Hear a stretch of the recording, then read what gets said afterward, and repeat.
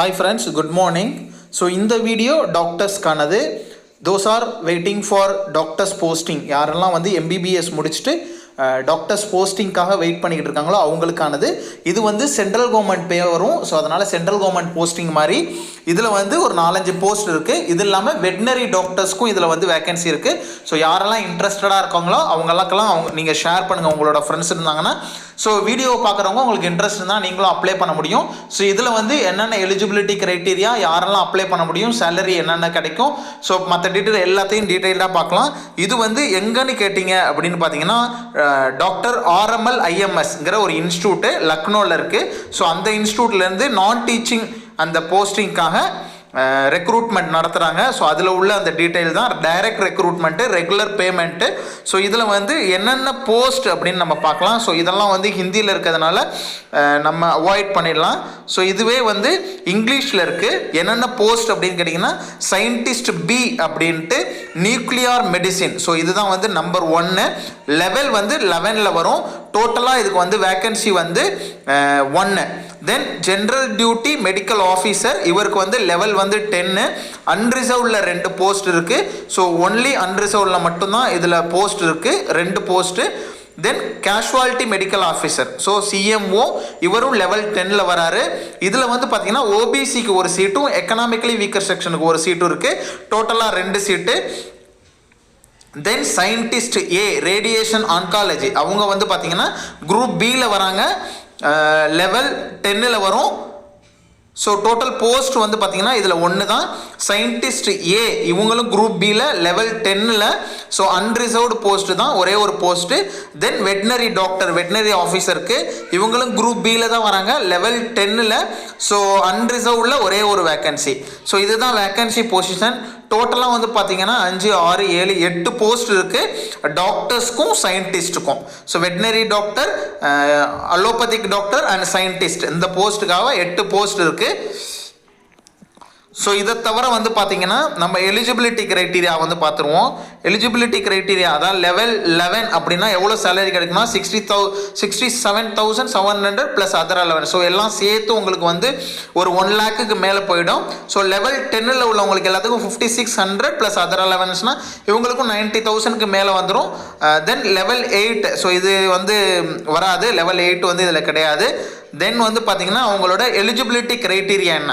So scientist பிக்கு வந்து பார்த்தீங்கன்னா qualification as scientist A plus 5 years from the experience of respective discipline, preferably on the SPECT PET-CT. So candidate with PhD is relevant area will be preference. So PhD முடிச்சிருந்தாங்க அப்படின்னா அந்த ஏரியாவில் அவங்களுக்கு preference. The qualification of scientist A medical physics nuclear medicine as per the AERP is under. என்னென்னு கொடுத்துருக்காங்கன்னா a degree, post graduate diploma, post graduate degree in the nuclear medicine technology from an institute or university. Second, an approval from AERB to function as a radiological safety officer. அப்படி இல்லைன்னா post MSc diploma, post graduate degree in the radiological physics, medical physics or equivalent from the university. Second வந்து an approval from the AERB to the function as a radiological safety officer. So இதுதான் வந்து first போஸ்ட்டுக்கு. Then general duty medical officer GDMO, இவங்களுக்கு வந்து eligibility என்ன கொடுத்துருக்காங்கன்னா MBBS degree, university recognised by the medical council of India or graduate medical degree recognized by the National Medical Commission Act 2019 according. The candidate will be required to be registered with the UP State Medical Council or MCI or NMC ன்னு கொடுத்துருக்காங்க. So or MCI/NMC. Preferable qualification என்ன preference இருக்கணும்னா 3 years of work experience in the government, semi government or corporation hospital. So அடுத்தது வந்து பார்த்தீங்கன்னா casualty medical officer சிஎம்ஓக்கு வந்து essential qualification MBBS degree from the university recognised by the medical council of India or graduate medical degree recognised by the national medical commission act 2019. The candidate will be required to register with the UP State Medical Council or MCI/NMC ன்னு கொடுத்துருக்காங்க.